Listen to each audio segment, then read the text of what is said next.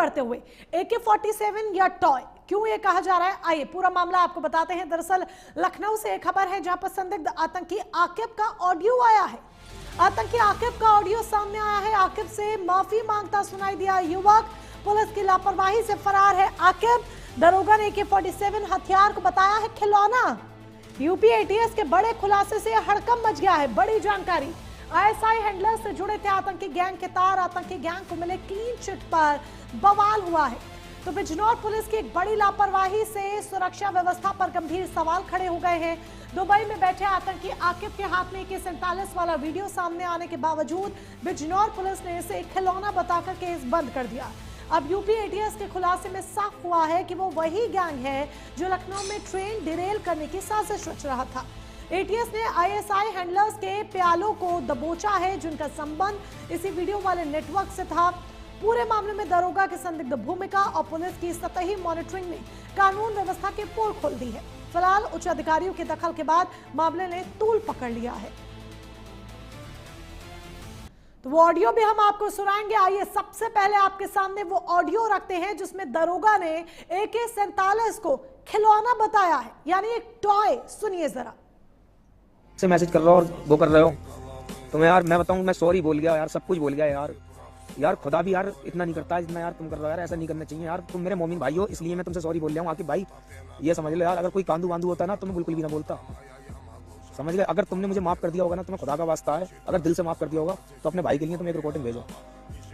आकिब भाई आप मेरे बड़े भाई हो, दिल से सॉरी बोलता हूँ आपसे, और जो हम भाइयों में जो भी गलत बातें हुई थी उसके लिए सॉरी।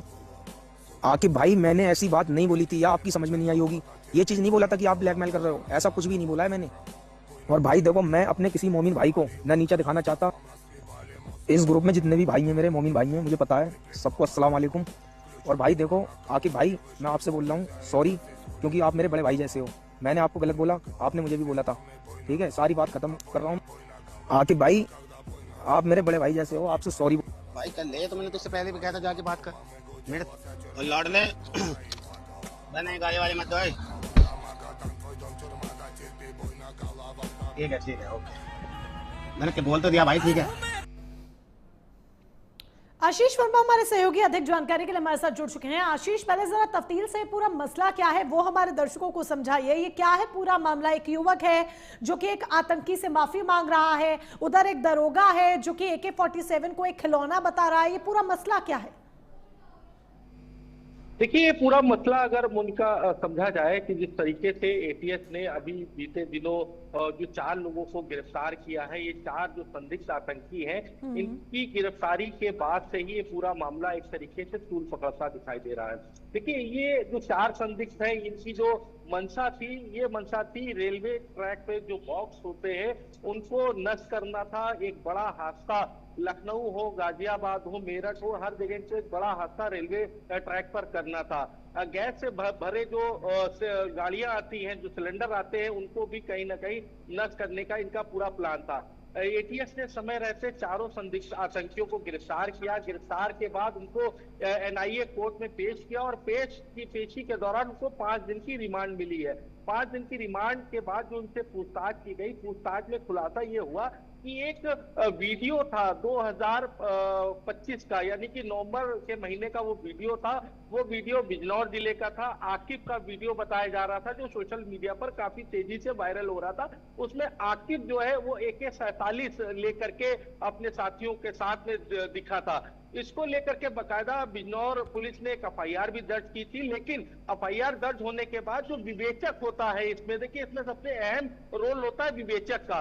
विवेचक ने बकायदा इसकी जांच की और जांच में उस वीडियो में जो शख्स आकिब है जो AK-47 लिए हुए, उस AK-47 को खिलौना बताया, यानी कि टॉयज बता दिया।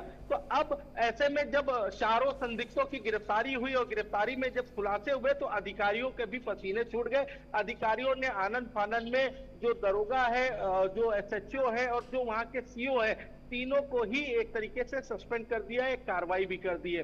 ऐसे में देखिए, क्योंकि एक बड़ा हादसा राजधानी लखनऊ हो या गाजियाबाद हो, एक बड़ा हादसा हो सकता था, क्योंकि इनकी जो मंशा थी, इनका जो मॉडल था कि एक बड़े हादसे को अंजाम देना था। क्योंकि देखिए, चारों संदिग्ध जो है, इनकी गिरफ्तारी तो हो चुकी, लेकिन अब इनसे जो पूछताछ हो रही है, तो पूछताछ में कई खुलासे भी सामने आ रहे हैं। हालांकि दरोगा और आकिब का जो एक ऑडियो है वो भी वायरल हो चुका है।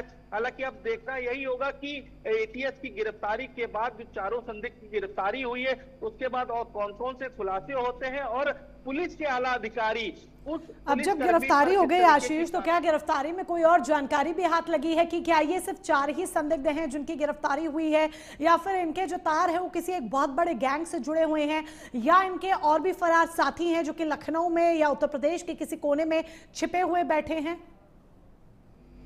देखिए मोनिका, इनके जो साथी हैं वो पूरे उत्तर प्रदेश में है, क्योंकि ये 4 आतंकी जो संदिग्ध आतंकी हैं, इनकी गिरफ्तारी हुई है और इनसे पूछताछ की जा रही है। देखिए, एनआईए कोर्ट में उस दिन अगर देखा जाए तो एटीएस इन चारों साथ लेकर के आई थी, चारों संदिग्ध आतंकियों को लेकर के आई थी, ताकि इनकी रिमांड ली जा सके और इनसे पूछताछ की जा सके। क्योंकि इनके तार देखिए, उत्तर प्रदेश में नहीं बल्कि दुबई और पाकिस्तान तक की इनके तार जुड़े हुए हैं। इंस्टाग्राम पर बकायदा ये आकाओं से बातचीत करते थे, अपना बारकोड भेजते थे, वहां से पैसा मंगवाते थे। तो अब एटीएस, क्योंकि 5 दिन की रिमांड शुरू हो चुकी है, यानी कि कल पहला दिन था, आज दूसरा दिन हो चुका है, और एटीएस लगातार इन चारों संदिग्धों से पूछताछ कर रही है। अब मोनिका, देखना बस इसमें यही होगा कि इन 4 आतंकी जो संदिग्ध आतंकी हैं, इनसे जब पूछताछ होगी तो इनके जो तार है वो और कौन कौन से जिले से जुड़े हुए हैं, लखनऊ हो या लखनऊ के आसपास के जिले हो, या मेरठ हो, मेरठ के आसपास के जिले हो,